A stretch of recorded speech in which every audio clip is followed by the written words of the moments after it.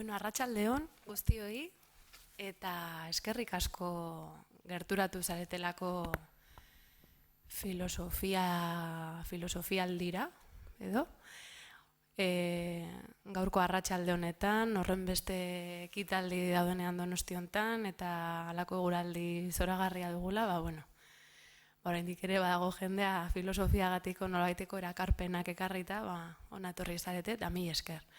Da mila esker bereziki gure gaurko lau hizlariei, beren prestutasunagatik, beren borondate onagatik, eta filosofiaren aldarrikapen honetan gurekin bat egiten dutelako.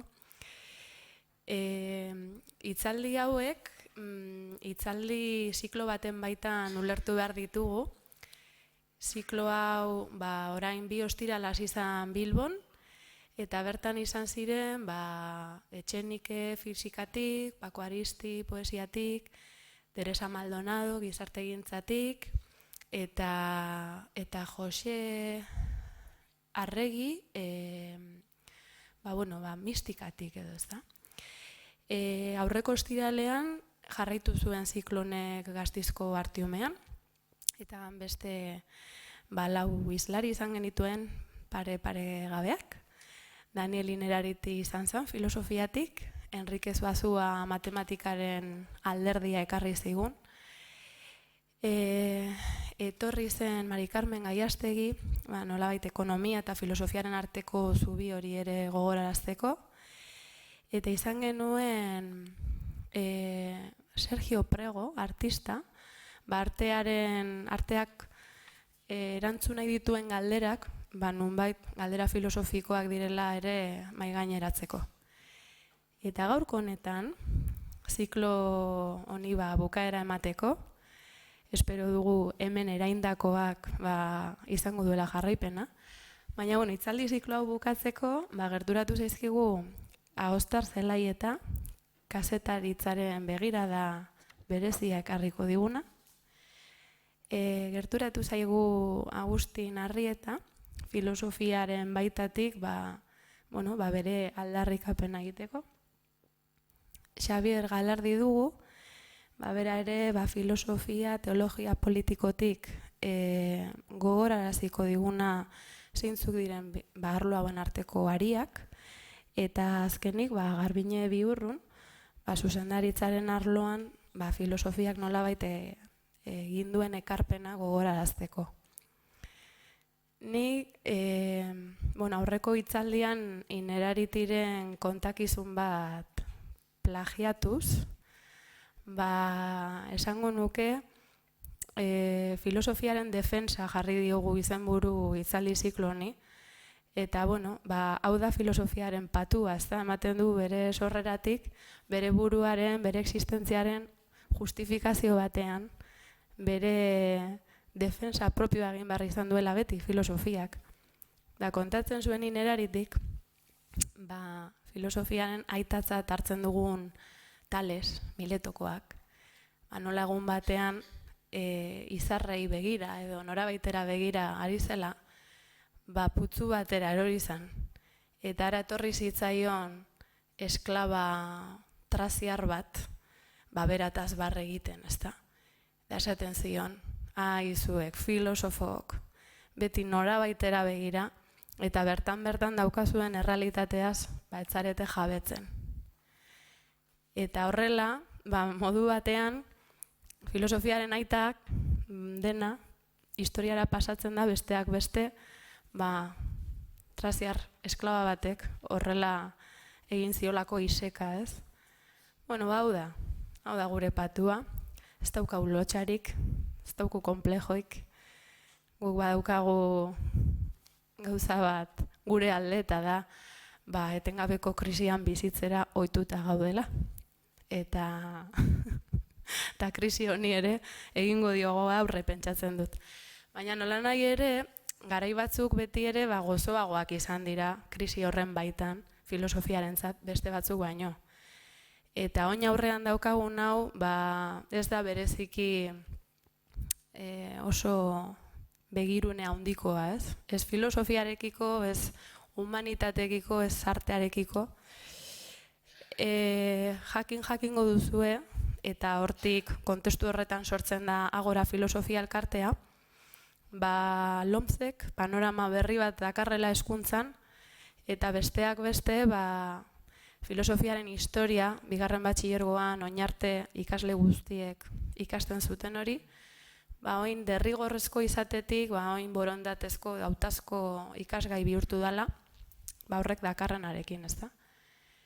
Eta, guk kezkaz begiratzen diogu errealitate gordin honi, bereziki hezkuntza lege baten atzean beti dagoelako gizakiaren ideal bat, gizartearen ideia bat, eta gure zinegona hori xegatik, ez da? Zein da hezkuntza lege hau motibatzen duen gizarte eredua. Agian gure hizlariek badute ideiaren bat, argi pixka bat jarriko dute. Ez dakit Agustin, zerbait argituko diguzun. Saiatuko. Filosofiako irakaslea naizen aldetik, erronka latza da filosofiaren defentsaz aritzea 10 ordu laurden edo 20 minutu hauetan. Eta orduan erabaki dut trivialidade pare bat esatea, zenbaitetan trivialidade horiek gogora ekartzea interesgarria da, eta aldi berean historiatxo bat kontatzea. Historia horrek erakusten duelako niri zer interesatzen zaidan filosofiaren mundu horretatik.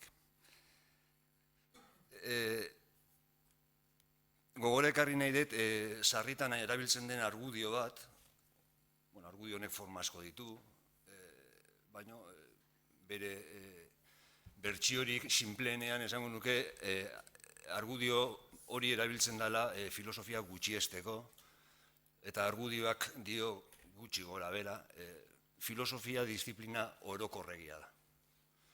Orokorra. Zuk aipatu duzun pertsonai hori bezala, zeruari begira edo mundu platoniko bati begira, kontzeptuetan murgilduta. Orokorregia da eta ondorioz filosofiak galtzen du gizartean eragiteko gaitasuna. Beraz, ez du ezertarako balio, beraz, zergatik sartu hezkuntza sisteman, beraz asko kateatu daitezke, baina argudioaren premisa nagusia nire ustean da ideia hori, ez filosofia orokorra da, orokorregia akaso. Eta hori, komentario labur bat egin edet argudio honen inguruan. Ni ados nago argudio horrek egiten duen onarpenarekin, filosofia orokorra da. Orokorregia, agian. Baina ez nago ados ondorioztatzen denarekin. Eta saiatuko naiz labur erakusten zergatik. Filosofiaren baitan aztertzen dira oso orokorrak diren kontzeptuak. Ez dago zalantzarik. Filosofiaren historiari erreparatzen balin badiogu, hori baieztatuko dugu behin eta berriro. Filosofoek galdetzen diote beren buruari ea zer den jakitea edo ezagutza. Behin eta berriro. Platonek egiten zion galdera hori bere buruari, egun galdetzen diogu bere buruari zer den ezagutza. Galdetzen dugu ea ezagutza erlatiboa ote den. Galdetzen dugu ea zer den egia. Ea egia erlatiboa ote den. Ea norberak bere egia ote daukan. Galdetzen dugu ea zer den identitatea. Noiz gaude nazio beraren aurrean, noiz gaude pertsona beraren aurrean. Identitatearen gaineko galderak, ez identitate zehatz batzuen gaineko galdera, baizik eta identitatearen gaineko galdera. Galdetzen dugu ea zer den ongia. Zer den ondo aritzea bizitza honetan. Zertan datza edertasuna, galdetzen diogu gure buruari behin baino gehiagotan. Zer den berdintasuna, zer den askatasuna. Garbi dago. filosofiaren gaia oso orokorra da. Orokorregia bai. Hain orokorra da, ia esparru guztietan barneratzen dela. Nun ez da aipatzen identitatea, askatasuna, berdintasuna, ezagutza, nun ez. Bueno, hala da. Hori da bere izaera. Hemen, hauzia da, premisa honetatik ondorioztatzen dela filosofiak ez duela ezertarako balio, edo ez duela eragiten gizartean. Eta nire inpresioa da gizartean ondori hori hiltzatu dela, edo hiltzatzen ari dela. Eta politikariek, behintzat orain agintea duten horiek, behin eta berriro aipatu dute hau, filosofia zertarako ez irakatsiko dugu. Ez du produkturik, ez du ezer ekoizten, ez du eragiten gizartean. Filosofoak dabiltza hor, goian. Orduan, lehenesten dira produktuak ekoizten dituzten disiplinak. Lehenesten dira disiplina partzialak, mugatuak, eta oso importanteak dira danak. Nik hori ez desalantzan jartzen. Baina ez daki zergatik egiten den olako jauzi mortal bat, ondorioztatzeko orokorra den disiplina horrek ez duela zertalako balio. Aristotelesek ez zuen hori pentsatzen. Aristotelesek onartzen zuen disiplina partzial guztiak oso importanteak direla, eta halaber onartzen zuen oso orokorra den disiplina hori ezinbestekoa zala arrazoi askoren gatikan, ez dugu denborarik arrazoi horietan murgiltzeko.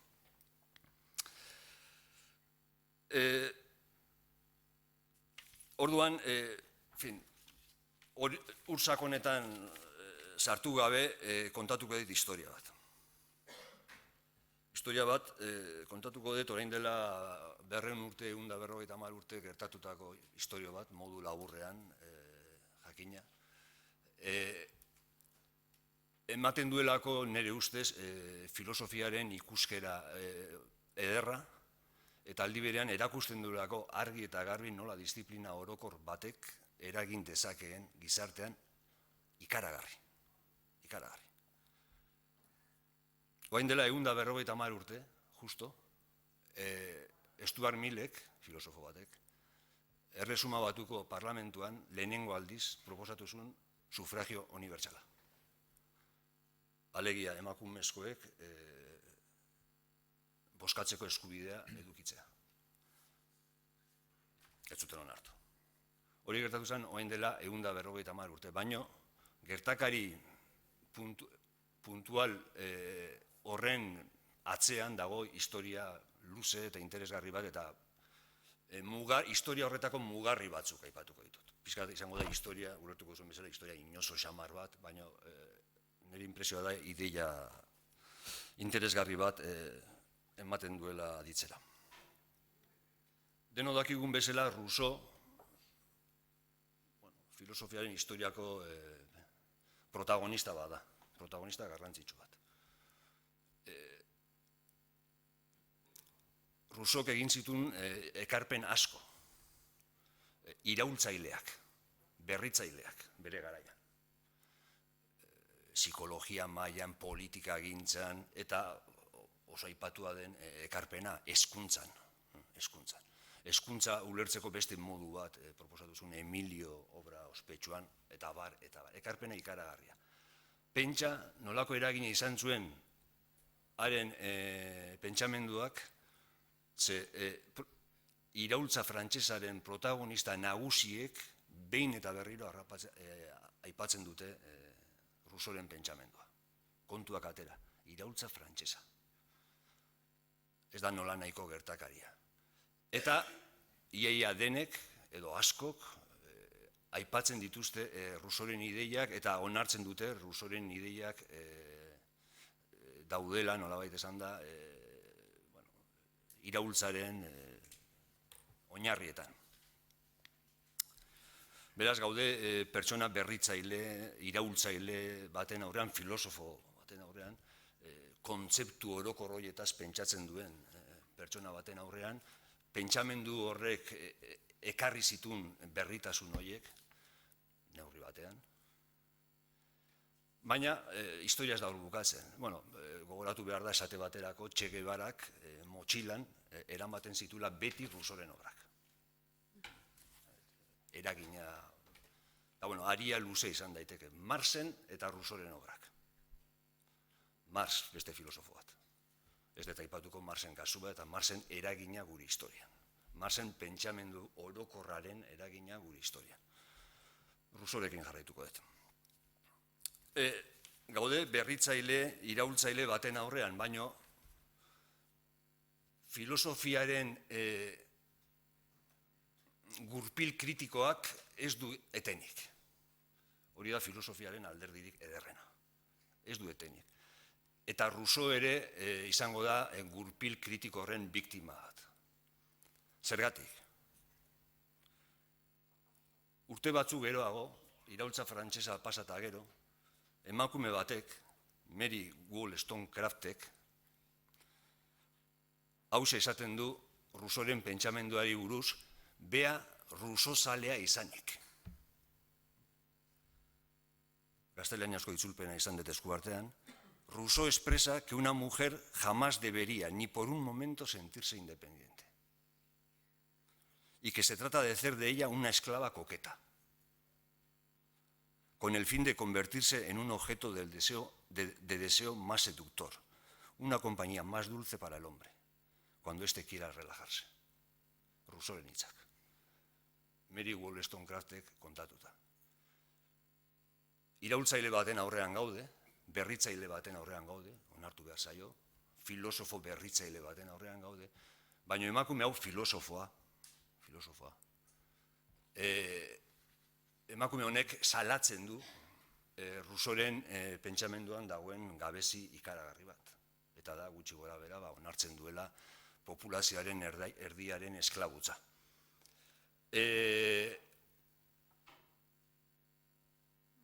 Garai zail horietan, Mary Wollstonecraftek idatzi zuen liburu bat mugarri bat dena, eta da emakumezkoen eskubidearen aldeko liburua. Eta, bueno, liburu hori zabaldu zen, zailtasunez, eta emakume honek idazten zuen garaiko alderdi politiko batzuetan, zebiltzan egunkari batzuetan, eta zabaldu ziren ideia feminismoaren hasieratzat, Europan behintzat,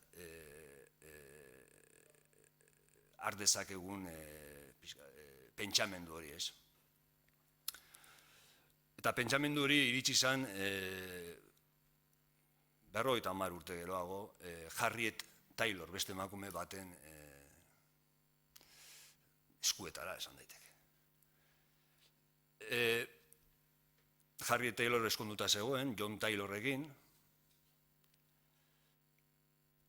eta emakume honek zabaltzen zituen ideia feministak, bere testu inguruan, egunkarietan, eta, senarra hil zitzaion, hil zan, hau esan da.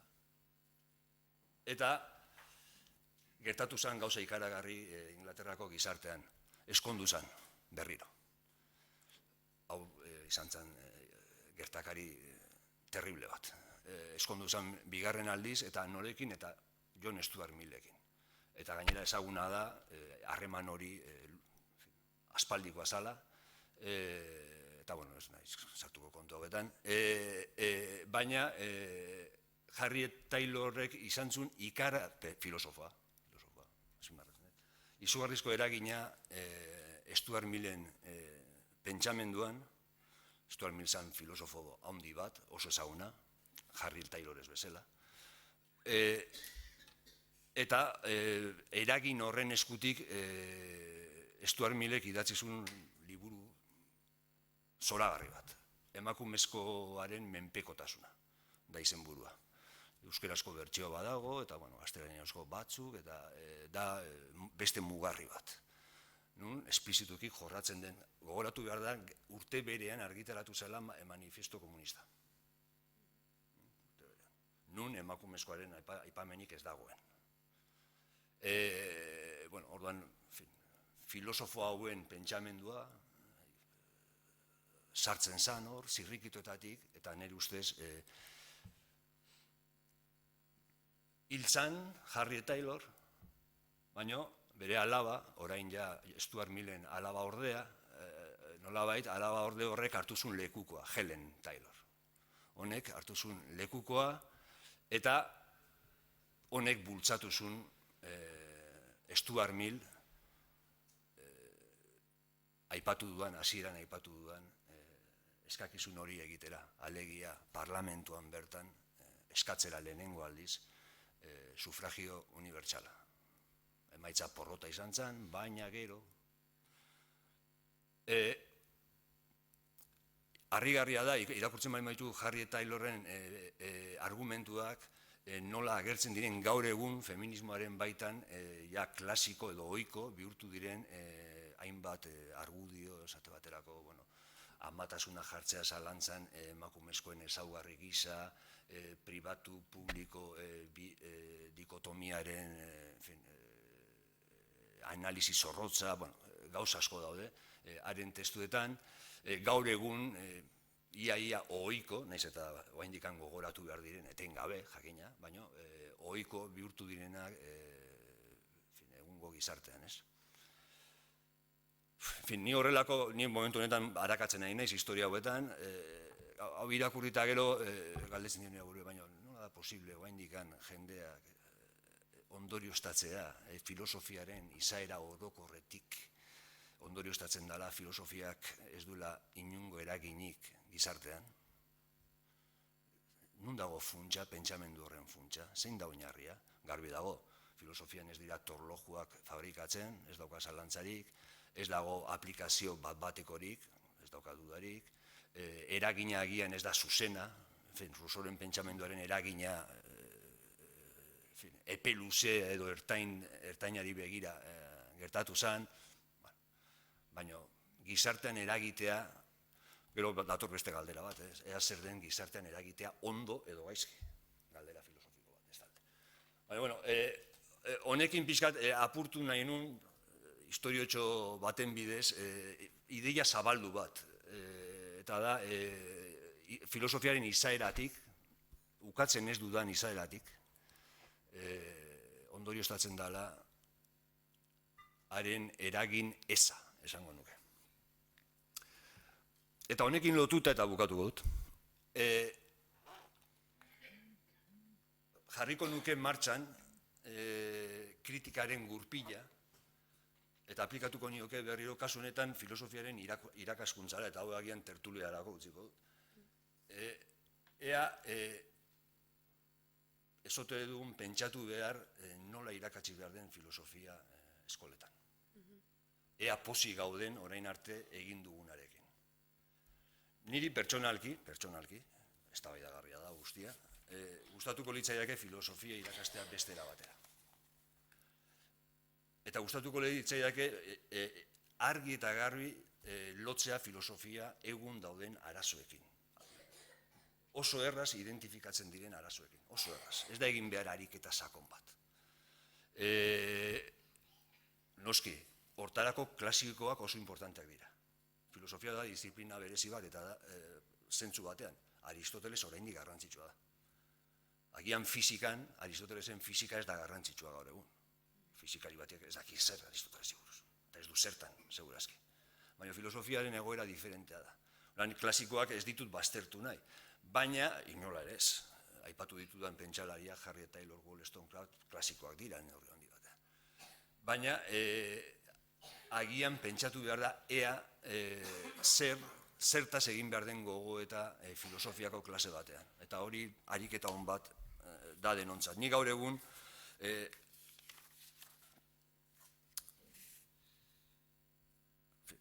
adibide gutxi batzuk, ez?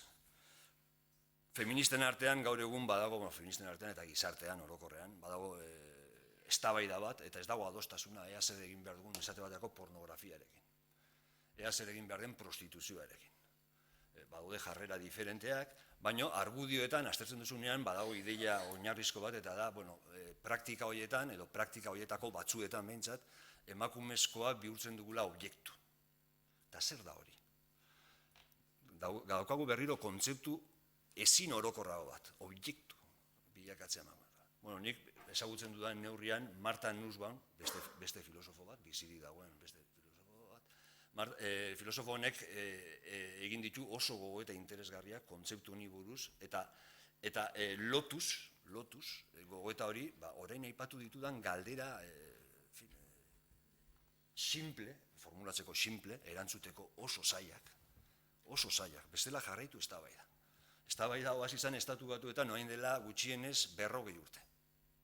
Eta oraindik dago pil-pilian. Hona etorri da, bueno, agian beranduago. Baina egiten bali mazu jarraipena da, ikaragarria dauden zailtasunak erantzun bide bat, adostua edo finkatzeko.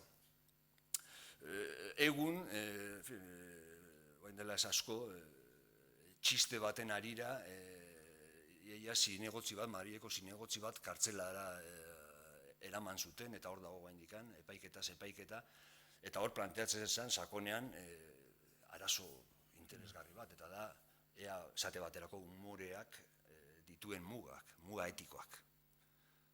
Oda, oso erraz planteatzen da arazoa. Adibideak planteatu daitezke segituan. Erantzutea, egin dezagun saiakera, baina egin behar da derrigorrez. Eta uste dut filosofiako klase batean horrelako auziak, eta horrelako auziak jorratzeko aipatu behar ditugu klasikoak, aipatu behar ditugu klasikoek proposatu dituzten erantzun bideak, eta bar. Bueno, berdin esan genezake artearen mugari buruz, muga etikoi buruz. Gaur ikasle batek esan dit, Abel Azkona jipoitu zutela eren egun Madrilen. Abel Azkonak izan zuen historia bat, denok, segurazki ezagutzen duguna, arte lan baten aritik, eta, bueno, antza jipoitu izan da, orain dela 2 egun Madrilen.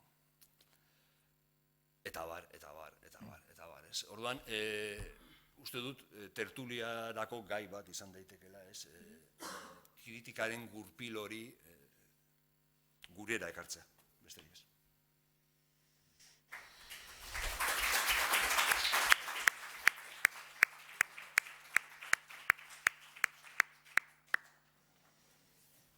Bueno, hor dugu erronka, gero baton batek heldu nahi badio. Bueno, jarraian Ahostarrek kazetaritzaren arlotik, bere bizipenetatik zubi bat filosofiarekin. Arratsalde on hori, posten naiz. Behar bada gehienok ez nauzu ezagutuko eta nahiko tipo ulertzeko gatza naiz, ni izatez, nire izena Ahostar da. Bai. Imaginatu zaitezte. Bueno, hau esan da. Nire viejoa, nire aita, filosofia irakaslea zen. Izan da, urte askotan. Latina eramaten zuen eta literatura. Ados? Ahostar izena, claro. Bien.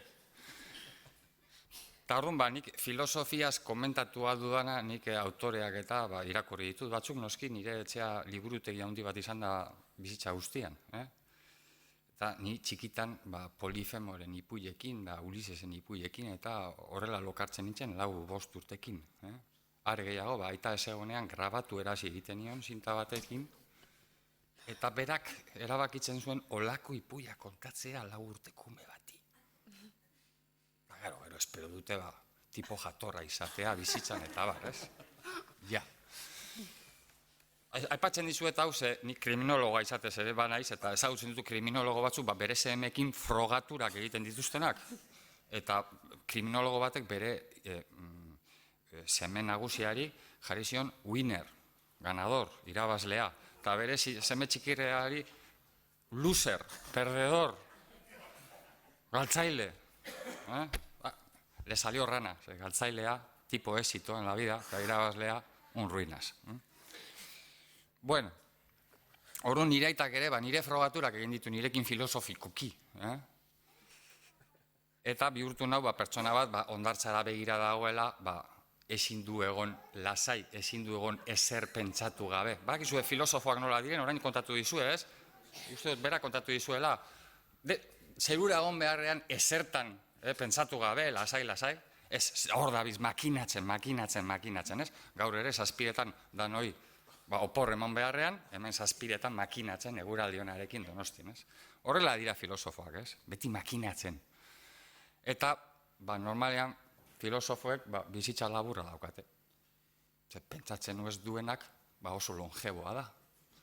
Baina holan raska dagoena beti, normalean harinago hiltzen da. Eta orain, konturatzen naiz, antolatzaile bate deitu zidan, ez? Ni hemen pegatu bat, baino ez naiz, antolatzaileen tipo antolatzaileen laguna naiz, eta ni filtratuta nago, hori argi gutxi. Eta, ostreaz, deitu zidan da, que quieren quitar filo. ¿Cómo que quieren quitar filo? ¿Qué van estos tíos? Sí, que quieren saber una defensa a favor de la filosofía. Eta, bueno, hemen hor nabil, nire aita rebindikatzen dut, niretzako nire aita oso importantea esan da nire bizitzan. Imaginatu zaitezte, Lauru ikastolako zuzendaria izandakoa da, eta han 2000 ume pasatzen dira urtean zehar, 40 urte egon da hor. Eta hortik pasatu dira Idoia Mendia eta Inigo Iturrate, gaur egun bizelendakari dena, parlamentuko bigarrena dena, hortik pasatu dira ere Irantxu Gaiastegi, komando donostikoa, hortik pasatu da herri honetako jende pilo bat, ez? Eta hor filosofia zen oso importantea. Oso importantea. Eta are gehiago nik nabaritzen dut, gaur egun orain dela gutxi Josu Urrutia ikusi genuen, Atletiko lehendakaria, y no los cito porque sean dignos de admiración, simplemente porque pasaron por Laura, que algunos lo son. Eta Josu Urrutia pasatu zen da, hombre Ángel Zelaieta. Nire aitak impronta hori utzi du ikasleetan. Nio no tengo, ez nago ziur, nire aitak matematika irakaslea izango balitz, jendeak agurtuko luken gaur egun. Primero porque habría suspendido a la mitad de ellos. Baina nire aitak filosofia irakaslea da, eta ez dakit gaur egun, edo gentilla geonek zer egiten duen bere ikasleekin, baina filosofiakoak printzipioz bat denak aprobatzen zituzten. Eta jente majoa da, jente ona da. Pizka misioneroak eta visionarioak, baina, bueno, jente majoa da. Claro, hori nire lanera nora eraman nuen, hostias, imaginatu zaitezte, holako liburuak ateratzeko jóvenes bulukides vizcaínos. Sigo haciendo amigos. La casta vasca. Kutxabank, el saqueo de Euskal Herria. Eta hori nago, en pleno parto, los vascos en los papeles de Panamá. Nire lagunak agertzen dira hemen, Nire lagunak agertzen dira hemen. Deitu egin behar ditut. Publikatu aurretik. Aizu, lagun. Nire osaba bat, abokatua, super despatxo, mega despatxo, Garoñek ezagutzen du, timbrea jota, Guillermo, vengo a tu casa a insultarte, ¿me abres? Sí, pasa, majo. Esta conversazioan, te voy a meter una querella de 600 millones de muerte. Ostras, gani filólogo bezala edo, te has equivocado, has dicho de muerte en vez de euros. No, me has entendido perfectamente. Eta holako gauzak toleratzeko, eta zu ere ez arbola, sustraia handiko arbola bat ez bihurtzeko, behar da filosofia asko. Eta humoreak ere filosofia kutsua handia dauka, Nombre de la Rosako liburuan agertzen da hori ez, humorea, mehatxua handia. Eta hemen humore asko erabili behar duzu. Nire ofizioan bizirik irautea oso zaila da. Oso zaila da. Nire ofizioan hil direnak asko daude. Eta Euskal Telebistan kasuko badituzue batzuk oso importantea zirenak gaur egun ez direnak agertzen. Orrun eukibarra filosofia hori. Eta ni ez naiz asko luzatuko, hemen jende ni baino importanteagoa dago. Ni ridikulum vitae oso kaskara daukat. Eta baino gauza pare bat apuntatu. Bai, Lauru ikastolan nahi dute filosofia kendu. Kijoste.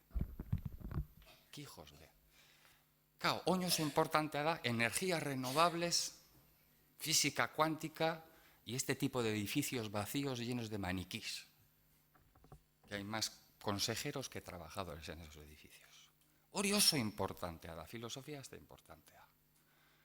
Ikusiko dugu, hemendik urte batzuk aurrera, oso fokalizatuta gongo da eskoletan, energías renovables, Josu Joni mazetoriko da klaseak ematen, eta bar, masterrak eta ematen, eta ikusiko dugu ze jente modu ateratzen den hortik.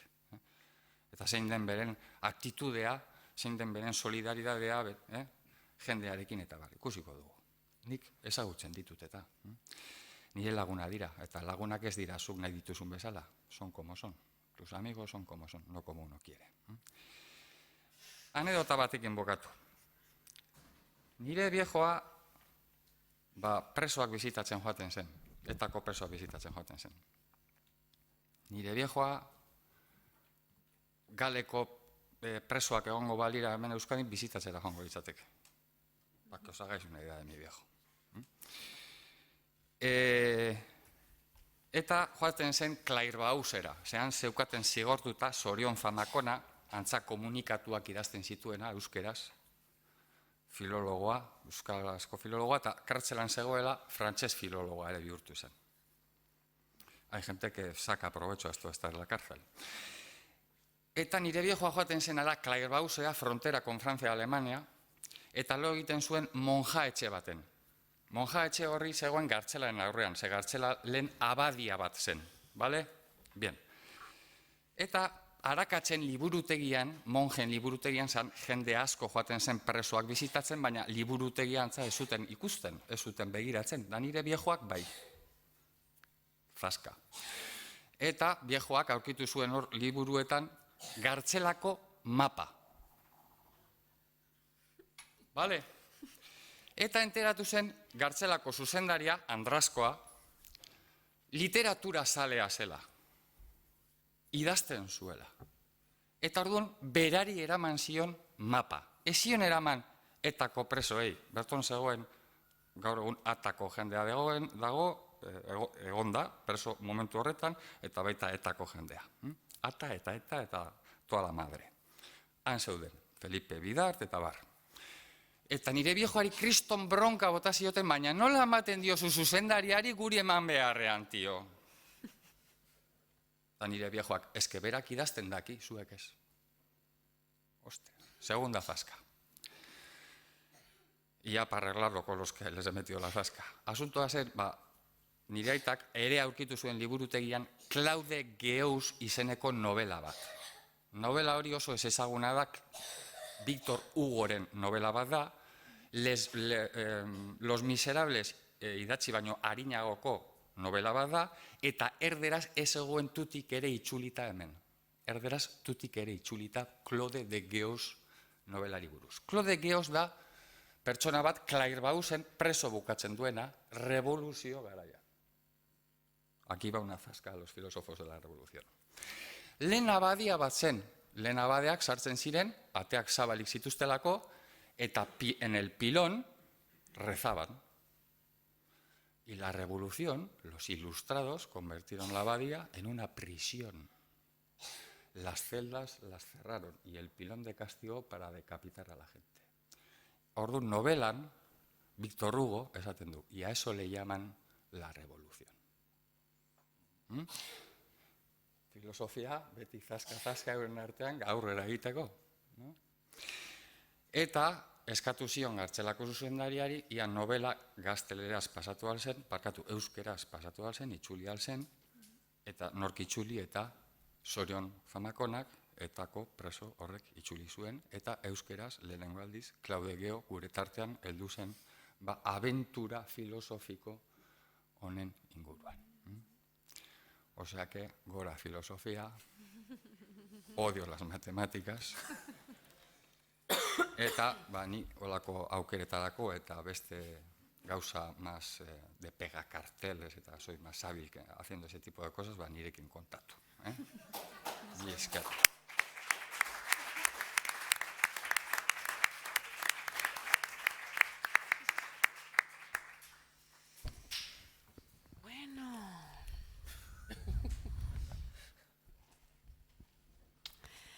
Oso ondo, Austar. Zelako izena, Izena, izanarekin bat datorrela eta. Bueno, Garbine, ea ze tono ematen diozun zure hitzei. Zaila, daukatnik, panorama. sentitzen dut hauztar, baina ez zara infiltratu bakarra. Ni ere infiltratua naiz arratsalde honetan. Eta, bueno, infiltratuta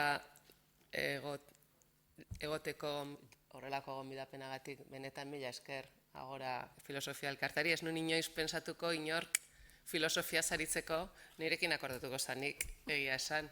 Zen eta ni ez naiz filosofoa, ez pensalaria ez da urrututik ere, pensatzen dut, jende askok, esan behar nun jende guztiak, esan behar nun gero gehienak dana pensatu dut, ez da, jende askok esan dezagun pentsatzen duen moduan, nire buruari galdetzen dizkiot hainbat gauza, baina, bueno, filosofiak lanbidez, nik ez daukat filosofia eskutartean, zuzenean, esan nahi materialki, eta beraz infiltratuta baita ere.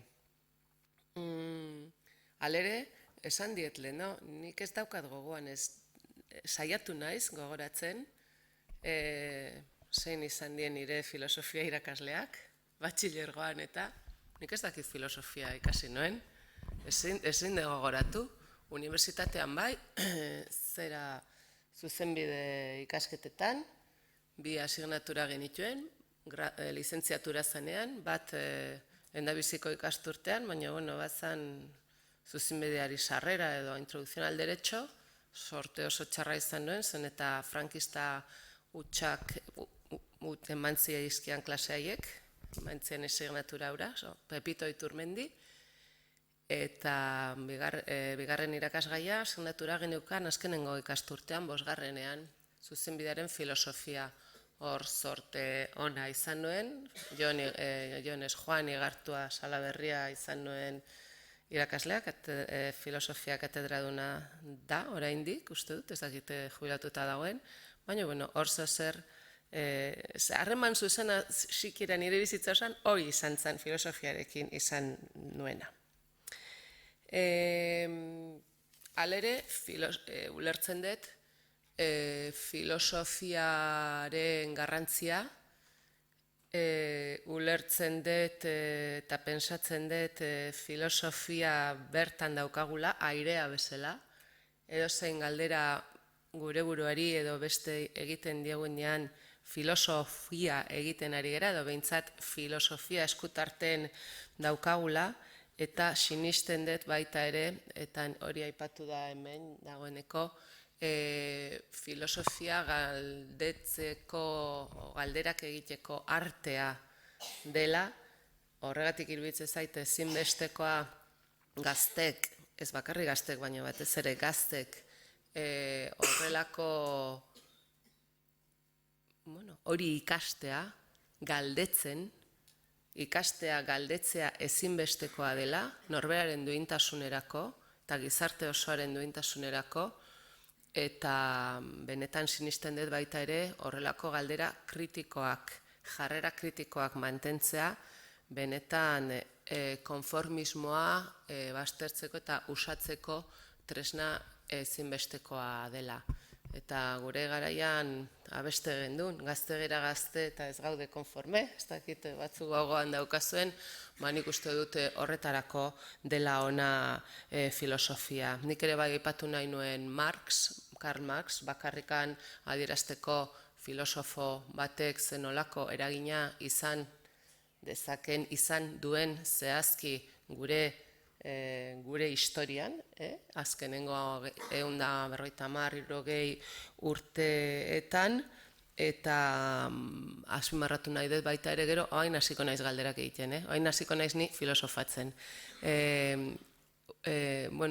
Ulertzen dut ez, ikusten dut, ezagutzen dut, zenolako mespretsuz tratatzen da askotan filosofia, ez da. Batzutan, seme-alaba batek esaten badu filosofia ikasi behar dula, izaten da, askotan disgusto ikaragarria etxe batean, ez da, esan eretoi disgustoa izaten da.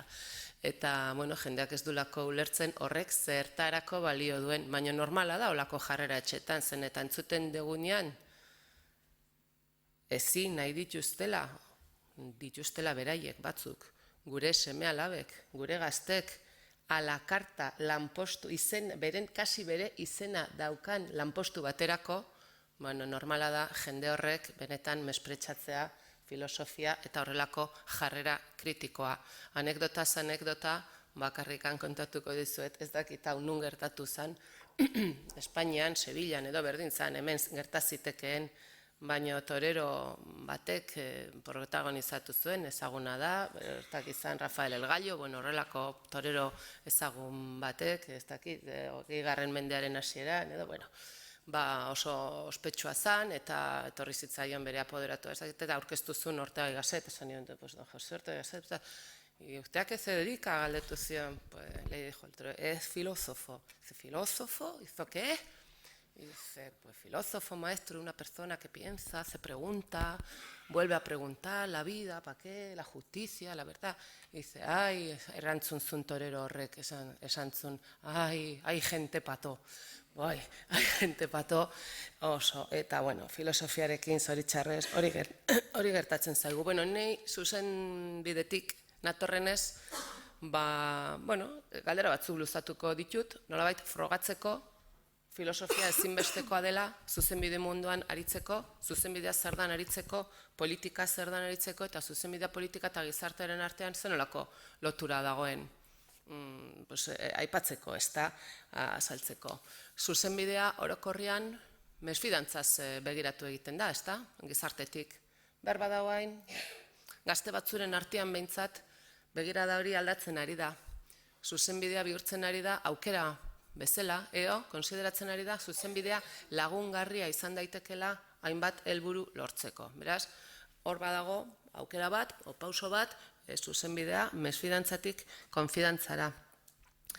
Garai konplikatua daukagu, politika badirudi, ez hemen bakarrik berplanteatzen ari dela, toki askotan, horrek zuzenbidearekin lotura zuzena dauka, zen eta zuzenbidea maiuskula idazten deun bezala, azkenean da politikaren frutua, politikak egiten duen beren ekoizpena da, hain zuzen ere, zuzenbidea. Hori da politikaren frutua edo ondorioa edo ekoizpena, ez da.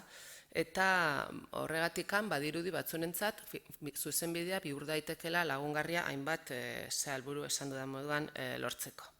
Horregatikan nik uste momentu edo une oso aproposa dela, oso egokia dela, hainbat hausnarketa egiteko. Nik galdera bakarrik botako ditut, gaur, egia esan, horrela da. Bida, galderak laburtu ingo ditut, alde batetik, galdetu beharko genduke, eta oraindik, baino aintzinatik datorren galdera edo datorren kezka edo hausnarketa da, ze lotura dago zuzenbidearen edo araudiaren eta justiziaren artean.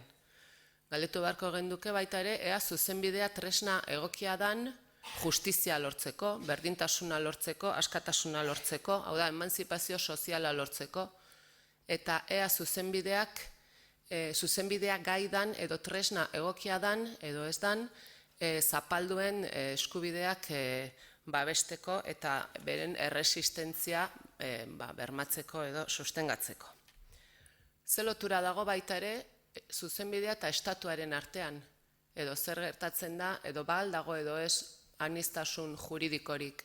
Posible alda estatuaren zuzenbidearekin bat beste zuzenbide batzuk eukitzea, lokala, globala, pribatua, gizarteak zuzenean sortzen duen eskubidea, zer gertatzen da beste zuzenbideo beste arau hoiekin, gero gehiago zabalduko dut hauek.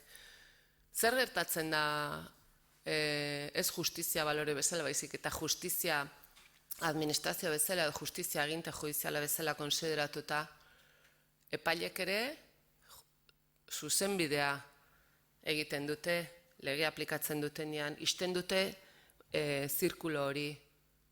Horretaz ere, mintzatu beharko dugu. Onargarria alda epailek borobiltzea hori, legea aplikatzea, batzutan legea bihurritzea, inork hautatu ez dituenean, edo eta benetan oinarri demokratiko nahiko aula dauketenean. Galdera hauek pixka bat garatuko ditut.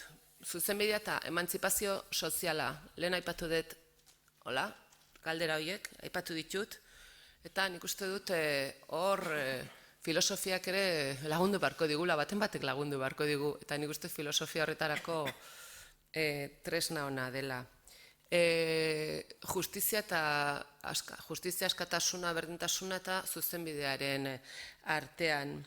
Egia da, itxaropenak eta geneuzkano, beti, historian zehar, personek eta gizartek dauzkaten itxaropenak eta gero esperientziak ez datozela bat. Azken urteetan batez ere, Europan adibidez, eta mundu osoan esango nuke, itxaropen handiak egon dira eta ez dira bete. Pobrezia ez da gutxitu. 20. mendean jende gehiago hilda munduan gozez, 19. mendean baino. Zuzenbidea momentu batean itxaropen bat zan, edo konfidantza batzuk, filosofo batzuk, adibidez Kantek itxaropena zeukan eta idatzi zuen obra bat, edo esan zuen zuzenbideak bermatuko zuela bakea. Eta hori ere ez da gertatu. 20. mendean munduan gerratan, gudatan hil ziren, borobiltzen, 1 milioi lagun, 1 milioi persona. Eta mende bat lehenago, 19. mendean bakarrik 9 milioi persona. Zuzenbideak ez du beraz, hori ere bermatu. Zuzenbidea ez da gai izan horrelako bakea sikiera ekartzeko. Horrek zer esan nahi du, ez dala posible, o bai da posible. Zer gertatzen da orduan erresistentziarekin, jendeak aurre egiten dionean injustutzat jotzen duen zuzenbideari, horri aurre egiten dionean zer gertatzen da, zen olako erantzuna eman bartzaio horri. Zer gertatzen da momentu honetan, zuzenbidea globala, lokala, estatala, argi dago estatuko zuzenbideak ez dula, ezin dula dena estali. Alde batetikan goitik alde egiten diolako globalizazio fenomeno horrek, bai ekonomikoa, baita ere personen mugimenduak, eta betik ere bai alde egiten dio, estatuk egiten duen zuzenbideari, betik alde egiten dio gizartearen hainbat erantzun arautzaileak esango nuke. Gizarteak berak arauak egiten ditu. Gizarteak berak egunero adibidez gatazkak konpontzen ditu, batzutan konturatu gabe. Beste batzutan espreski hoi aurreikusita eta prebenituta. Askotan erakunde pribatuek ere arauak dauzkate, batzutan oso araudi itxia eta borobilduta, beti jartzen dugu horrelako adibidea, mafiarena, hori zuzenbide itxia da, eta zer gertatzen da hori ere lotuta emakumeen eskubidekin, emantzipazioarekin eta bar, zer gertatzen da hemen esan nahi dut gure herri santu honetan adibidez, hainbat elkarte gastronomiko edo horietan, bertako arau pribatuak, erakunde pribatuak direnez, posible alda olako erakundek giza eskubideen edo persona batzuren eskubideen, askatasunen eta berdintasunaren aurkako arau horiek onargarriak dira, pribatuak izanik, bai, ez, noraino iritsi daitezke. Bueno, zuzenbide eta justiziari buruz, ez da gizten bat denbora dudan, gutxi esango dut, nik uste dut justiziaren rol ofiziala dela eta izan dela beti ordena mantentzea, zuzenbidearen eta estatuaren guardiak dira, zaintzaileak dira, hogera, oda, justizia orokorrean, antolakuntza moduan, baino batzutan rol hori ere aldatzen da, eta horrek zilegizko itxaropenak sortarazten ditu gizartean, Epailek batzutan beste rol bat hartzen dute, halere, bai gustatzen zaigun, interesgarriagoa iruditzen zaigun rola hartuta edo bestea, galdera bera hor gelditzen da, zergatik beraiek aplikatzen dituzte arauak, ze legitimidadekin, beraien independentzia bermatzen da, horrek baldu zer ikusirik gero zuzenbide osoarekin eta justizia balore bezala. Zer gertatzen da beste jus humanitates o gizateriaren zuzenbide orokor horrekin posible alda? Hori zertxo bai badago, ez dut esaten nazioarteko zuzenbidea, azkenen nazioarteko zuzenbidea da estatu askoren itunaren bitartez sortzen dan, o itunen bitartez sortzen dan zuzenbidea sortzen dira arauak. Baina posible alda zuzenbide globalago bat, adibidez, gure baliabide naturalak bermatzeko, mantentzeko eta datozen belaunaldiei txukun entregatzeko.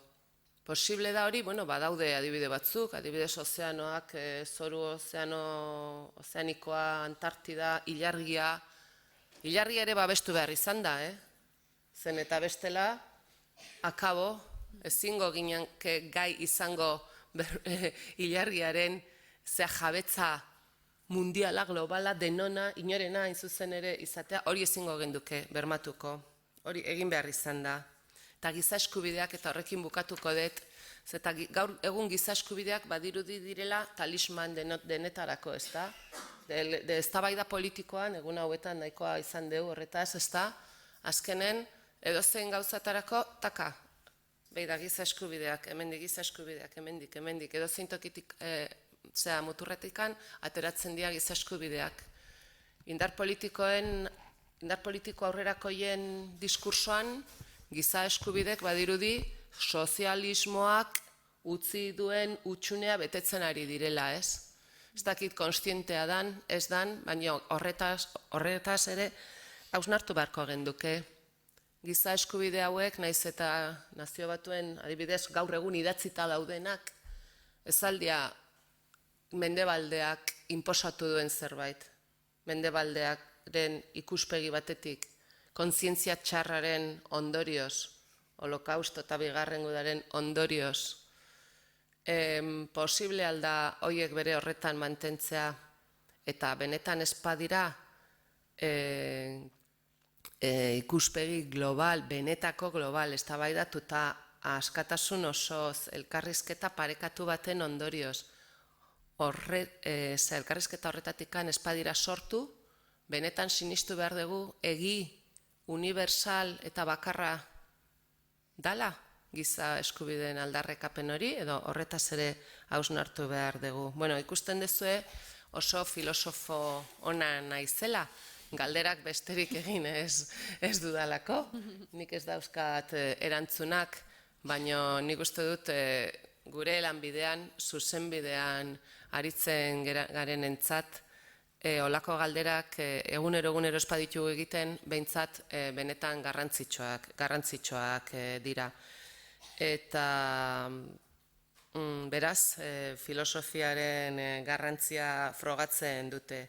Nik uste dut filosofia bizitza bezalakoa dela, bizitza bera dela, amaitzen ez dan zerbait, eta batzutan baita ere, bere seme-alabak jaten duen zerbait, ez da? Aipatu dituzten adibidekin, ez da? Kritika egiteagatik azkenean jaten ditugu gure aintzindarik, eta seguruna batzutan jango ditugu baita ere etorriko zaizkigunak. Hauxe bakarrik zan, galdetu, zuei galderak plazaratu, eta zuen galderekin seguruna batu, eta elkarrizketa horien horri esker, aberastu nire persona behintzat. Mila esker.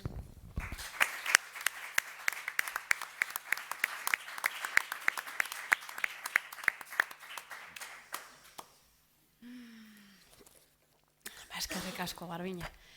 Egia esan, galderak holan jarrita ez da bata bestearen atzetik, ematen du, idatzitako poema bat berrikusterakoan esaldiak esabatzen hasten zarenean bezala, hori bertigua, ez da? Batean eraikitakoa desegin egiten dela, ez? Eta, klaro, galdera hauek eramaten gaituzte, zulo beltz hoietara, ez da? Bueno, ea zulo beltz hoiek gero beste ari batzuekin jostea lortzen dugun, edo asumitzen ditugu zulo beltzak daudela eta kitxo, aurrera. Bueno, Xabier Galardi, gure azken islaria, beste eremu batera gara matzazu. Bai, proposatu zidaten, beraz, filosofiaren defensa egitea, lehendabizi mitologiatik, nik proposatu nuen erlijio-zientziak eta kultura erlijiosotik, baita ere filosofia teologikotik, pixka moldatzea ez da, nire, gaia oso zabala da, eta nola nahi dugun gure realitatea, eta momentu enten, defensa eta azaldu, ondo iruditzen zait alde batetik, Goirizelaia rektoriak adibidez duela gutxi egin zuen unibertsitate lege berri baten planteamentua eta hor nola kokatu erlijiotasunaren, teologia politiko baten edo teologiaren o filosofia teologiko baten errealitatea, ez da, unibertsitatearen zientzien zugaitzan eta teologiari dagokionez, beraz, kultura erlijiosoaren inguruan. Konstatazio simple bat, unibertsitateak sortzen direnean, Europako historian, 13. mendean, Oxford, Cambridge, Paris, Salamanca, teologia izan zen, zientzia erregina, eta hori izan da, Frantziko iraultza arte. Galdera importante bat da, zer gertatu den, ilustraziotikan orain arte. Eta bereziki gure historia laburretan azkeneko 50 urtean, 68tik, maiatzaren 68tik, gaur arte, zer gertatu zaigun gizartean. Jose Azurmendik,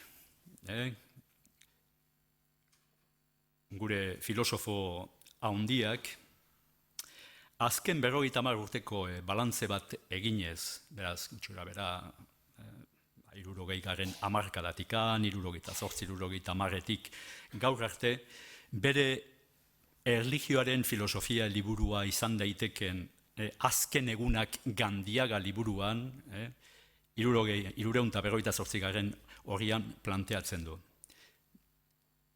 Denbora pasa da, eta nire irudipena da, orain, beraz, azkeneko urte hauetan, irreligiositate bat daukagula, problema guztiak problemarik ez edukiz gainditu dituena.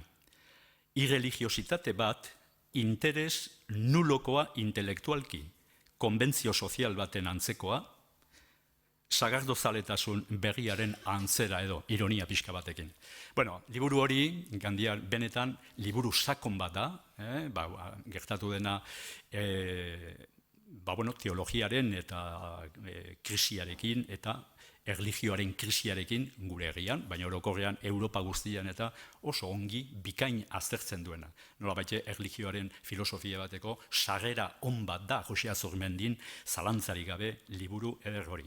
Garbinek oraintxe bertan beste gai bat planteatu digu, gukusuan hasieran urtero oi izaten da Platonekin, presokratikoekin eta ahaztea. Platonen liburu importantena Politeia errepublika izan zen eta errepublikoko gai nagusia efektibamente, Garbinek aipatu digun justiziaren gaia da, importantea.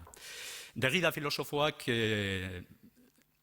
jakinduria mesianikoaren baitan, azkeneko urtetan rekuperatu izan du filosofiarentzako, ez konzepto teologikoa mesianismoarena, hau da kristautasunarena, edo Kristo mesiasaren konzeptua, baizik filosofiaren aldetik, mesianikoaren tradizioa eta mesianikoaren kategoria importante bat hain zuzen justizia jartzen du.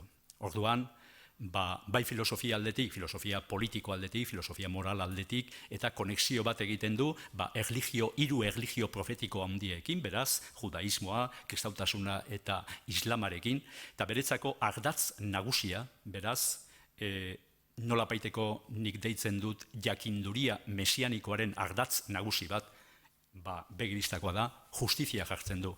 Eta Derridak besteak beste, bere dekonstrukzioaren, postmodernismoaren barruan eta dekonstrukzioaren deseraiketaren korriente filosofiko importantean, berak definitzen du dekonstrukzioa, hau da, deseraiketa ez da ondapena edo gauzak ondatzea eta deseraikitzea. Ez, dagoen errealitatean eta zer kriterio bat edo desestabilizatzea pensamentuan askatasunari forma berriak emateko.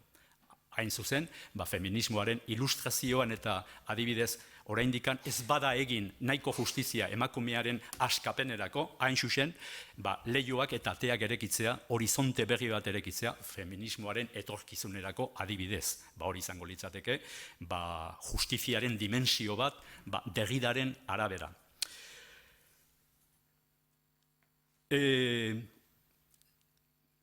Zer gertatu zaigu azkeneko 200 urtetan ilustrazioaren desarrolloarekin? Ilustrazioaren desarrolloa praktikan, hor dago Hegelen azterketa, Marxen azterketak, kapitala eta azken finean burgesiaren garapena. Marxek agiri komunistan esango du, benetan iraultzailea burgesia dela. Printzipio hori, beste printzipio batekin merkatu mundialei buruz eta agiri komunistan 4-5 alditan aipatzen du Marxek, gaurko gunean bizitzen duguna merkatu mundializatua eta konzeptu hori. Aldi berean esaten du burgesia dela historian zehar izan dela klase iraultzailea benetan. Gaur ere ikusten baldin badugu azkeneko krisian, azkeneko 8 urtetan, Marx berriz itzuli da, besteak beste bere diagnostikoak zentzu horretan aski interesanteak direlako.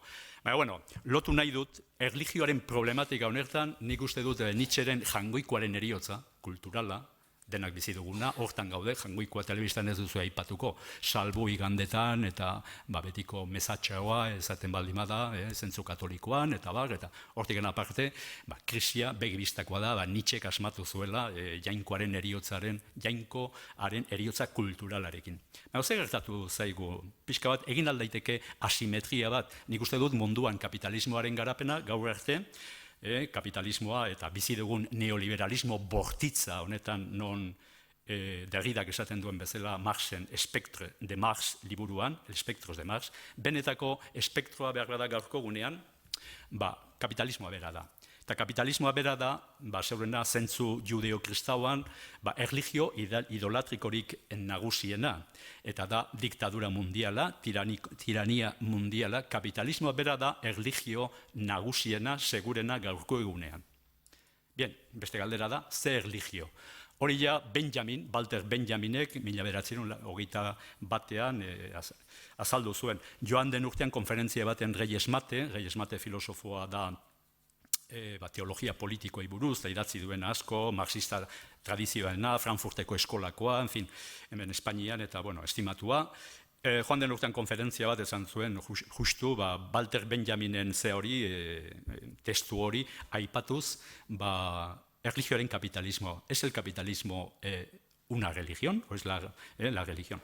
Zalantzarik gabe, kapitalismoa da gaur denak guk bizitzen duguna bere ideologia monoteista. Monoteistan, nik defenditzen dut, hortan bizi garela denak bolens, nolens, bolens, nahi badugu edo ez badugu nahi hortan gaude.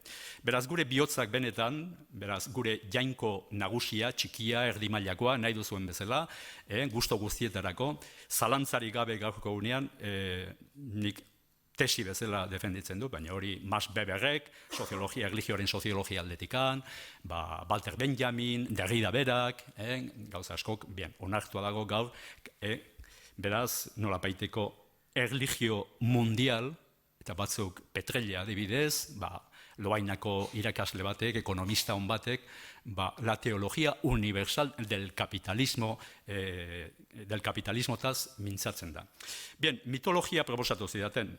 Kapitalismoaren barruan, beraz, ideologia monoteista nagusia da, zeurena bai, ustez, bai. Txinako komunismoaren kapitalismoa da, azkeneko deriba komunismoaren deriba liberala, neoliberala, eta esan daiteke baita ere, bai. Horrekin batera ere, Paul Tillich, teologo importante bat, kulturako teologo importante bat, 60. hamarkadan, definitu zuen erlijio ordezkoak bada laizismoa, bada sozialismoa, bada kapitalismoa, bada liberalismoa, ordezkoak, erlijio ordezkoak. Quasi religions, inglesez. Bueno, izan daiteke behar bada horretan, abertzaletasunaren, nazionalismoaren fenomeno, absolutizatzen den guztia, erlijio batzela funtzionatzen du bere zentzu naturalean, harremanean. Erlijioa hori da, harremanetan jartzea. Gaur kapitalak jartzen du harremanetan denak, enpresan mundua, banka, sistema finanziero, armen sistema, unibertsitateak, zer jartzen du harremanetan? Zer da zientzien zugaitzan odolean funtzionatzen dena, ez bada dirua, ez bada kapitala, denetan harremanen jartzen. Ez dut absolutizatu nahi.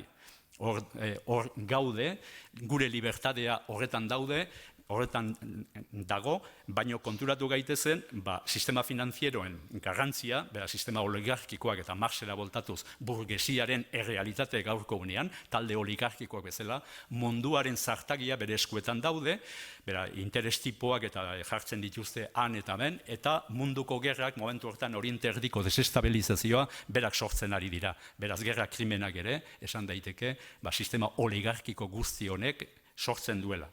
Eta horrekin batera, 4 mitologia importantea daude, kapitalismoaren, moneiteismoaren barruan. Bat, nire ustez, olimpismoa.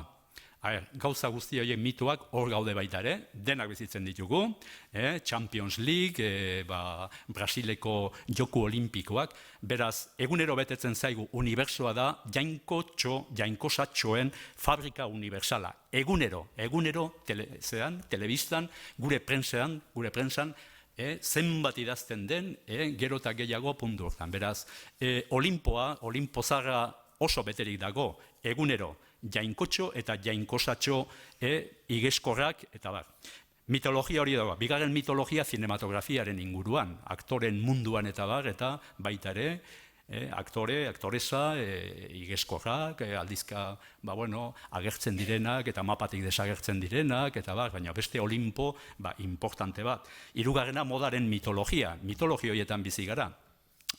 Erlijioa jainko ausente joan zen, jainko monoteista, eta beste jainkotxo eta jainkosatxoak hor dauzkagu egunero dantzan anta hemen, igeskorrak, efimeroak, beti aldakorrak. Laugarrena berria, sukaldaritzaren mitologia, hortxe, egunero sacerdote berriak eta sacerdotisa berriak egunero ditugu telebistan. Eta beste bat, PlayStationen eta gaztetxoen eta militarista, mitologia berria militarista.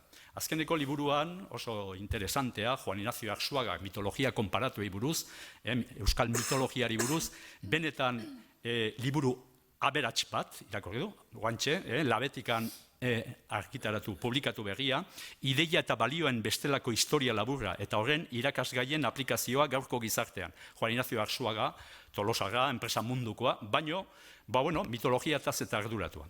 Mitologia esan behar dugu euskeraz eta badugula produkzio oso interesantea, filosofo hermeneuta Deustoko Unibertsitatekoa izan dua Andres Ortiz Osesek, Marirei buruz, Mari jainkosari buruz mitologiaren barandiaren obra kontuan hartuta, oso ekarpen benetan bikaina eta interesantea egin izan du, nire ustez, Euskal Herriak, ez bakarrikan Euskal Herriak, baizik, Europa berak ere ekarpen interesante bat egiteko, eta iraultza erlijioso etorkizuneko oinarri batzuk eta izan daitezkenak, hain zuzen jangoikoaren edo jainkoaren errepresentazioan. Zein da bakoitzak eduki dezakegun jainkoaren irudipenaren oinarrian? Irudipena, alemanez, die Vorstellung, errepresentazioarena, zein da?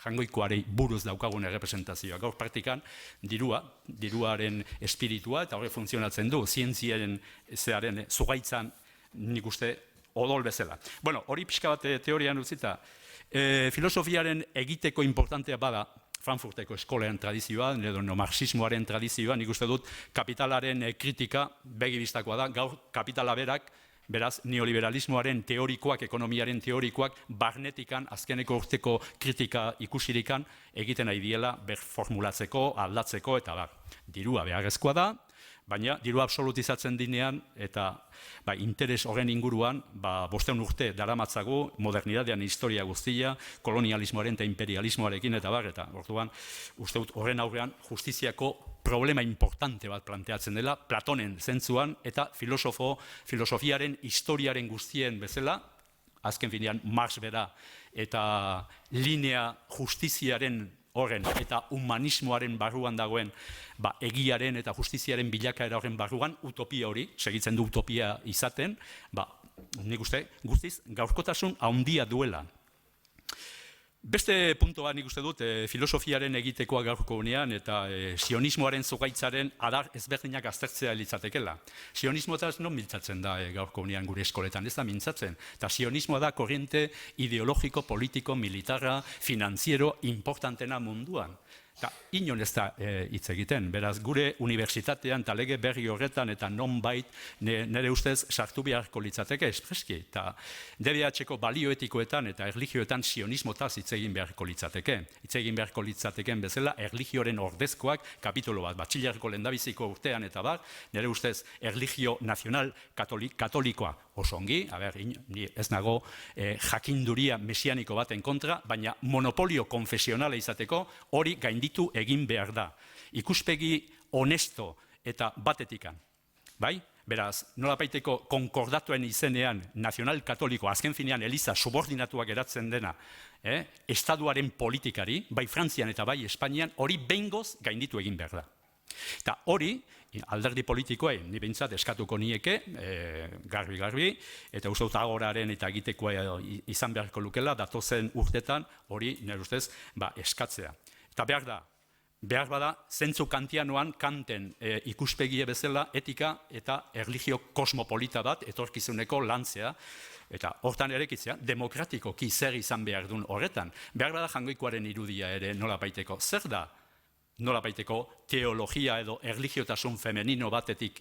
Ezin da egin sorkuntza behar bada nire ustez kulturalki sortzaileena feminismoaren aldetikan, ze azken finean antropologian, Europa zarean Marisa Giambutas adibidez, Europako badu liburu famatu bat, jainkoak eta jainkosak, neolitiko aurretikan, eta beraz, duela 5.000 urte, 6.000 urte, 7.000, 8.000 urteko, Europan, zentro Europan eta non, ama jainkosak eta zentzu femeninoak eta. Hori, baita ere Israelen, gertaten dena da, Israelen bertan eta reprimitua izan zela, nolabaiteko kulto femeninoak, eskulturak eta hori. Hori dena gaurkonean nahiko frogatua dago, beraz, hor nik uste dut unibertsitatearentzako eta kuestio honetan eta gai interesante bat dela, berriz nire ustez erligion zientziak eta serioski planteatzeko unibertsitatean. Zergatik dago ausentzia hori? Oso kuriosoa da. Nik uste dut, filosofiaren egitekoa dela galdera serio hau planteatzea gure errealitatean. Oso kuriosa da, jende asko apaiz izan zirenak 68. urtean eta nik uste dut ez dela landu, teologia eta oso gutxi landu da, eta erlijio zientziak partikularki lantzen du aspekto erlijiosoa bakoitza beria, baina gero, saiakera bat egitea minimoki eta zientzien zugaitzari batasun bat ematea, filosofo guztiak saiatu izan du dira bezala. Aristotelesetikan hasi, eta azken finean Aristotelesek berak zientzien klasifikazioan, zientzien zugaitzan, matematika eta fisikarekin, bai metafisika edo filosofia bera, eta teologia. Filosofia teologiko bat, metafisikaren batzea, zientzien nagusi bezala jartzen zuen. Hori Hegel filosofian arte, Europako historian mantendu da. Baina nik esango nuke Wittgenstein arte. Wittgenstein ere traktatus logiko filosofikusen ere, misterioaren gaia, eta espiritualidaren gaia, eta erlijioaren gaia, ez dago ausente. Ez dago ausente. El misterio del mundo es la realidad del misterio, el contenido del misterio, pues mundua da, beretzako, munduaren afirmazioa egiten du, ez da? Xavier, misterio. Ez, osatxo bat. Denbora kudeatzeko. Bai, barkatu. Bien, banituen, sionismoaren asuntua hori, luze joan uzten dut hor.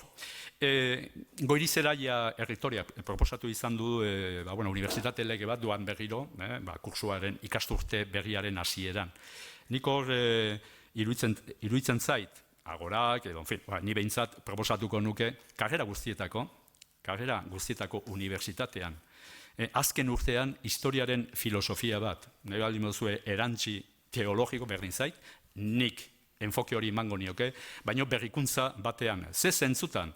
Galdera importante bada gaur gure krisi, zibilizazio krisian, bizi dugun zibilizazio krisian, garai bateko 1930ean Zibitate Dei Hiponako Agustine publikatzen duenean, edo 1830ean Berlingo Unibertsitatean, 1820-30 Hegelek, beraz, erlijioaren revelazioaren, erlijioaren filosofiarekin batera, historiaren filosofia, beraz, lehen aldiz munduaren ikuspegi sinoptiko eta panoptiko bat, munduarena, planteatzen duena, gero Marxek zeituko, galdera hori guztiz aktuala da. Momentu enten zenei dagokio olako interpretazio. Debate erekia, baina munduaren ikuspegia hori. Bai?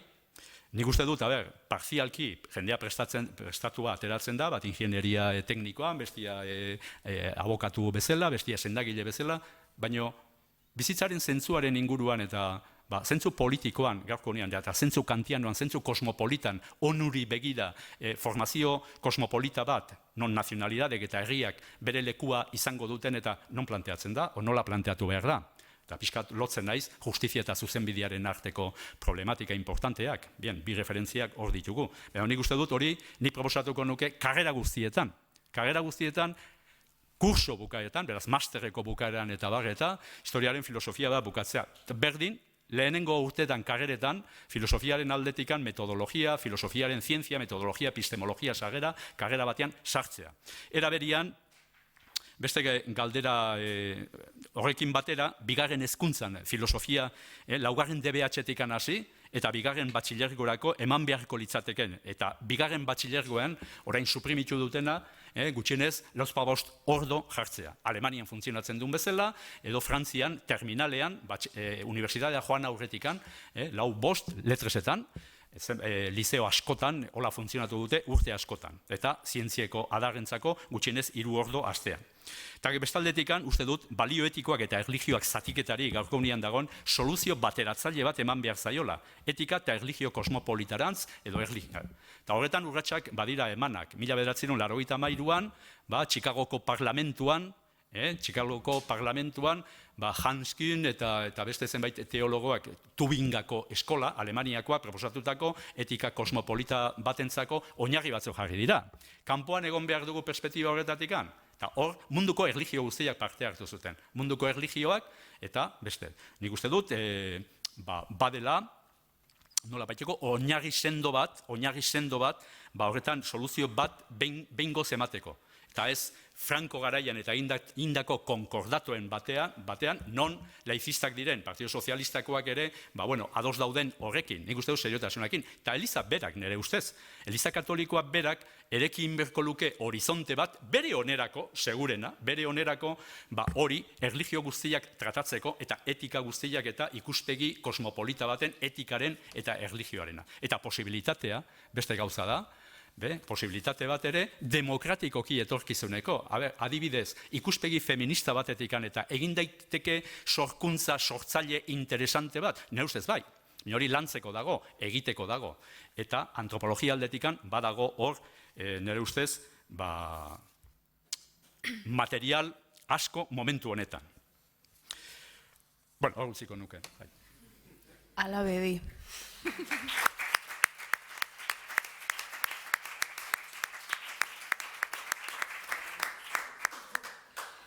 Eskerrik asko, Xabier, osatzeagatik mosaiko hau, begirada desberdinak, filosofia eremu honetara gerturatzeko, eta orain agian zuek ere beste begiradaren bat luzatu nahi duzue, eta beraz ekarpenen bat, galderaren bat, hausnarketaren bat planteatu nahi baduzue, badugu tartetxo bat. Bai, animatu. Karo, lehen aurretik astu zait esatea hori galderak prestatzeko, kuadernotxo bat.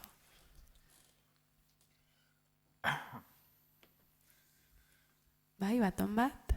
Bai. Eskertzea hasteko zuen ekarpenak, eta galdera batzuk okurritzen zaizkit, baina Agustineri galdetu nahiko nioke, ea unibertsitatera zelan heldu diren batxillerrean filosofiaren murrizketa hauen oihartzunak, lotura hori, batxiller eta unibertsitateen artean, ea eskola mota berri hoiek, klase mota berri hoiek, gaurkotuagoak eta aipatzen dituzunak, unibertsitatean ikusten dituzu, balako adibideren bat, edo beste era batera klaseak emateko tendentzia, edo nola enfokatu hori. Eta Xabierreri, ea ideologia eta erlijioen arteko bereizketa, diot, filosofatzeko, baina zergatik kapitalismo erlijio gisa eta ez ideologia gisa, alegia, pizkatxo bat, erlijioaren hitz espansiboa irutu zait, eta orduan ze punturaino nun mugatu, karo, azkenean da zelan definitzen dugun erlijioa, eta zergatik edozein gauza bihurtu daiteken erlijio, orduan, pizkate hori beste kontu bat, baina azteko bintzat. Gai luzea da, heltzen diot, gai luzea da, bai, interesantea. Nik uste dut puntu honetan, erlijioaren soziologia aldetikan, gaia soziologiaren aldetikan abordatu behar da. Gogoratuko gara, adibidez, Auguste Comtenen, hiru estadioetan eta egiten zuena, beraz, nolabaiteko mitologiatikan, gero aro metafisikoa, eta esaten zuen. 19. aurrea, aro zientifikoan biziko gara, bere filosofia positiboan. Eta berak esaten zuen, humanitatearen erlijioa, etorkizuneko zientzia izango, hor gaude. Guztiz asmatu zuen, ustez Comten, gaurko unean gu bizi gara gizarte positibista batean, non zientziaren garapena. Karo, zientziaren garapenaren eta, nik uste dut, zientismoaren arriskua dagoela, Gadamerrek eta kritikatu izan duten bezala, arriskua, totalitate bat bihurtzea, eta orduan diferentzia kulturalak eta aintzatez hartzea. Hori arrisku bada. Bestia, kapitalismoa, ideologia eta erlijioaren artean. Erlijioaren soziologiaren aldetikan, definizio simplea hartzen baldin badu religare transcendentea izan daiteke, baina inmanentea historian izan daiteke, egiturak eta humanidade bat, hau da, persona bakoitza gaure, gure ingurukoekin, gure herriarekin, gure nazioarekin, baina baitaren nazio artekoarekin ere, eta instituzio mundialekin, eta komunitate gizadi osoarekin. Beraz, harremana, inmanentzian ere, zentzu horretan, erligiozidade bat, soziologia aldetikan, evidente da, badela. Max Weberrek, hola planteatu izan du, zearek, Dumesilek ere, forme elementaire de la vie religieuse, eta soziologiako tesi nagusia hori da. Egia da gero, fenomenologia aldetikan, erlijioaren fenomenologia aldetikan, behin galdetu nion duela 4 urte, Juan Martín Velasco, bera da, erlijioaren fenomenologo bat, Salamankako irakaslea, eta no convendría mezclar, ez zinesan churras con merinas, baina justu zu planteatu didazuna ideologia eta erlijioa, nik netzako momentu honetan, garbi, kapitalismoa erlijio nagusia da munduan, nagusia idolatrikoa. Hau da, diferentziak sortzen dituena, diferentziak eta jendearen, espektrala da neurri batean, munduan eta bageta, interesaren baitan, 3 laurdenak munduan, gozean, eta esklusioan mantentzen dituena. Hori da problema kapitalarena. Agustin? Bueno, ni lehenengo mailan ematen dut unibertsitatean, eta 3. baina lehenengo mailan filosofiarako sarrera bat egiten dut. Eta ni hori jun naiz moldatzen ikasgai hori, eta pentsatu nahi dut oberantz egin dudala, eta urtero kritikoa naiz nire buruarekin, eta inpresio daukat, ikasleek oso gustoko dituztela auzi egun identifikatu daitezken auzien gaineko gogoeta filosofikoak. Eta orduan, pixkanaka, juten naiz osatzen motxila hori, boltsa hori, identifikatzen ditut auzi eguneroko bizitzan, identifikatzen ditudan auzi horiek, eta eta saiatzen naiz eramaten klasera eta jorratzen filosofo klasikoak gogora ekarri zeten gabe. Baina orduan, nolabait jartzen dut filosofiaren historia gaien zerbitzura. Eta ni eredu batzuk dauzkat, gehienak egia esateko lurralde anglo-sasoietan, Erresuma Batuan eta Estatu Batuetan. Nik ere eroso ikusten den nire burua hor gustora, eroso baino gehiago gustora, interesatzen zait filosofia mota hori. Pixkanaka saiatzen ari naiz, eta ez dakit ikasleek esan beharko dute, horrek ondo funtzionatzen duen, ez naiz ni pertsonari egokiena, baina ni sentsazio ona bere itzalekin badut. Eta badago motivazioa, ikasleek badute motivazioa, baina askotan beraiek esaten didate batxillerrean eta jaso dituzte izen asko, diskurtso asko, baina ez dute ulertu. Hor dago arazo bat. Somatzen dute filosofiaren interesa, baina hori ez da nahikoa. Impresioa daukat, somatzeaz gainera egin behar dutela. Nola? Eztabaidatuz, ez dago misterio hondirik. Eztabaidatuz, argudiatuz, errespetuz, eta abar, auzi polemikoen inguruan. Hori antolatu behar da, badakit gauzak aldatzea ez dela bat ere erresa, ez dela norberaren esku, dago sistema, dago legea, dago ministroa, dago... Baina, niri bide hori iruditzen zaite oso interesgarria.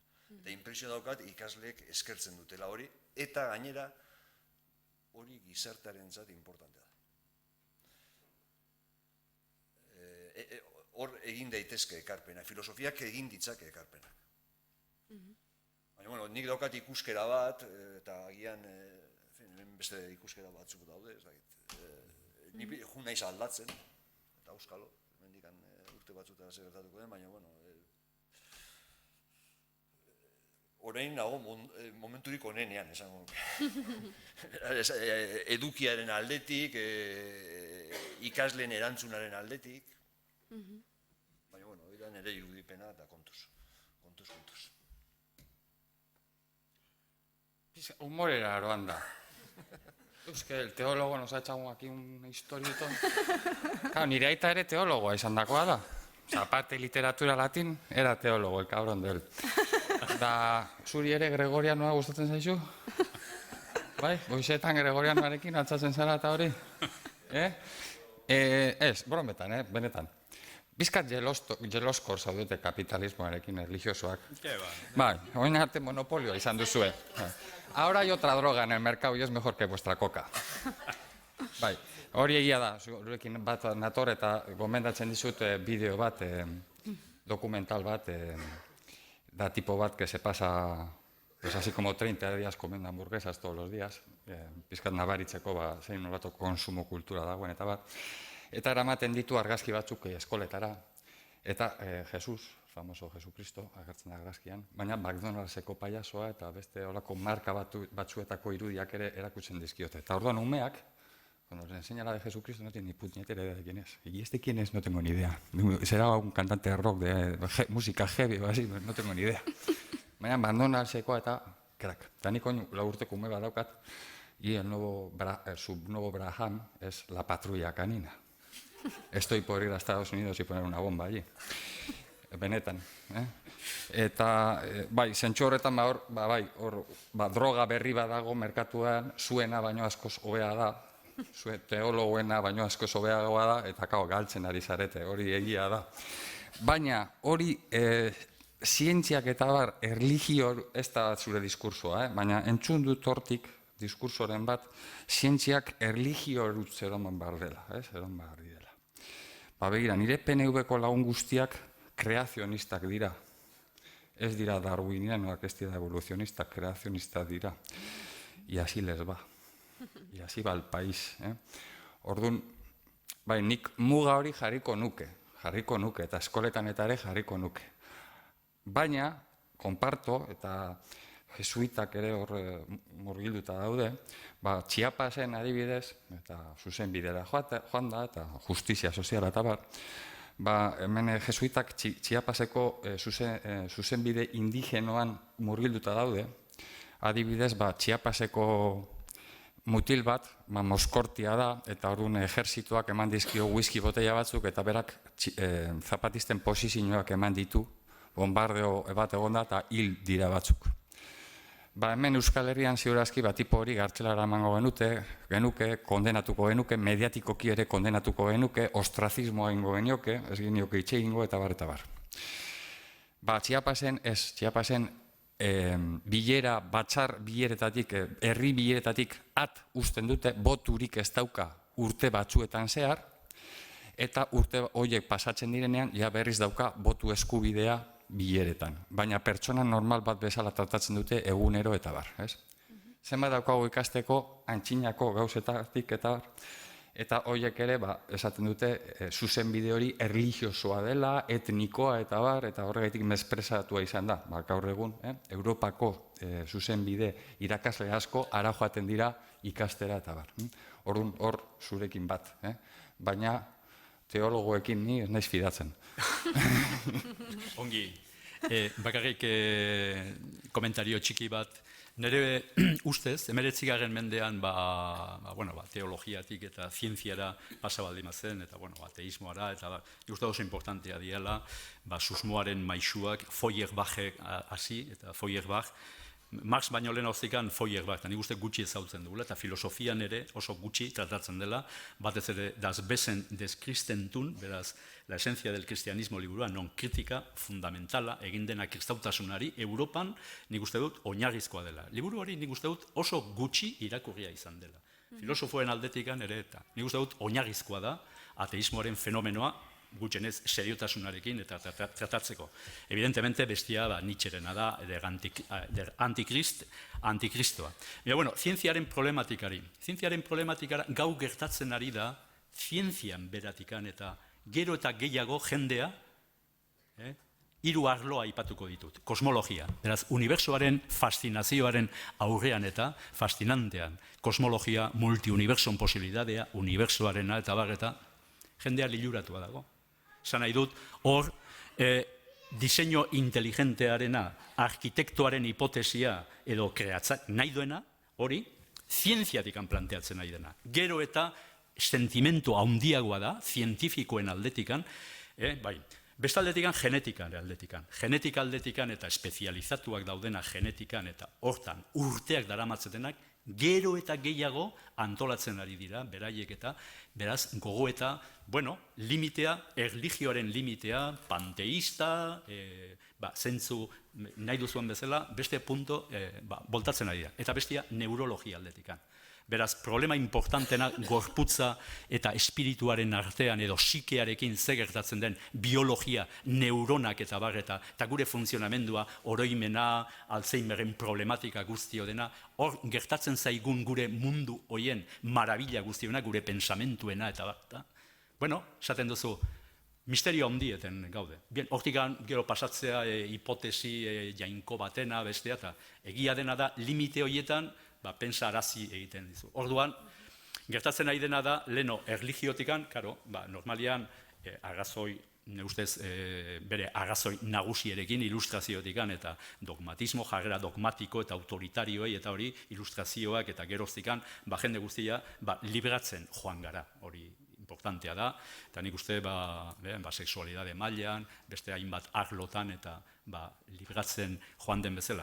Baina nik uste dut etorkizuneko bat garen mendean, zientziatikan gero eta gehiago nire ustez, jarrera nik erlijioso esanen dezaken, ez derrigorrez judeo izateko. Einstein adibidez, bazuen olako sentimentu erlijioso kosmiko naturista o panteista bat eta judeo izanikan, behatzen sentitzen judeo erlijiosoa, baina bazuen sentimentu. Einsteinen eredua hori nik uste dut zientzilariek adibidez, Txenike berak, eta nik uste dut hortan dabiltzala, iruditzen zait. Besterik gabe. 5 minutu ditugula esaten dute hortik, da baton batek baligatu nahi baitu. Ni segundutxo bat, esan dut honetaz ez dakidala ezer, eta nik ez dakit, zientziak frogatzen badu arkitekto nagusi bat egon dela, bueno, bale. Ez dut uste inork hori, nik ez dut horrelakorik espero. Baino eta zer. Esan nahi dut, nik horrekin ez dut ikusten nora heltzen garen.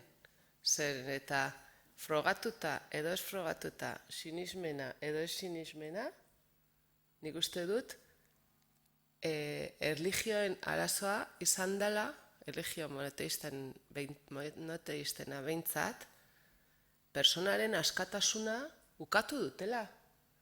Eta oraindikan indarra handigoz ukatuko digute gure askatasuna frogatutzat, zientifikoki frogatutzat ematen bada hainbat gauza. Nei horrek ematen dit izugarrizko beldurra, baina areago beldurrago handiago ematen dit hori ez dakit zeren erdigunean jartzea. Ez dakit esplikatzen, azaltzen dudan, esan nahi dut.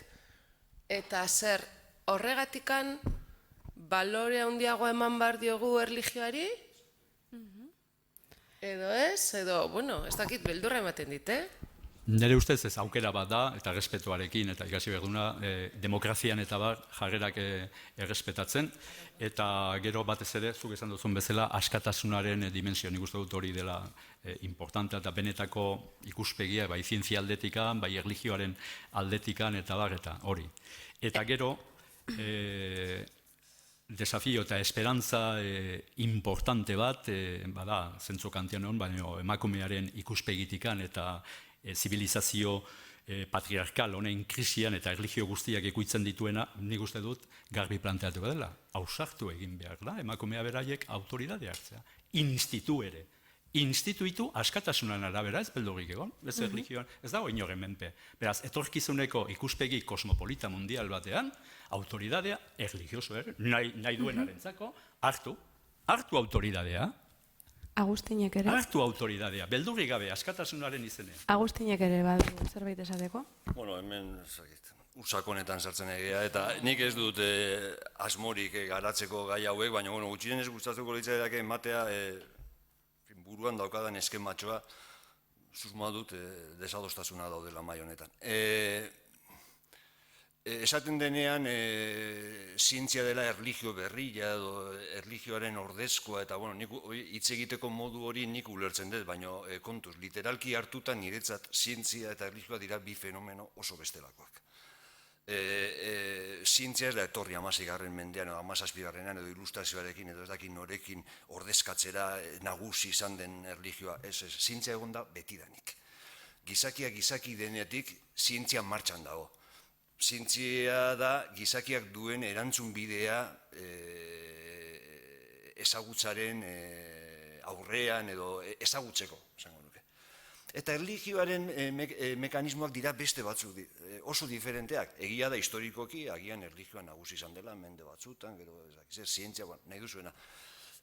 Hori historia konplexua da eta historialariek dute hitza, baina esaten denean zientziak erreproduzitzen dituela, erlijioak izan dituen mekanismoak, antzekoak balira bezala, eta ez da, nik historia ulertzeko modu hori ez dut partekatzen, garbi esan behar dut.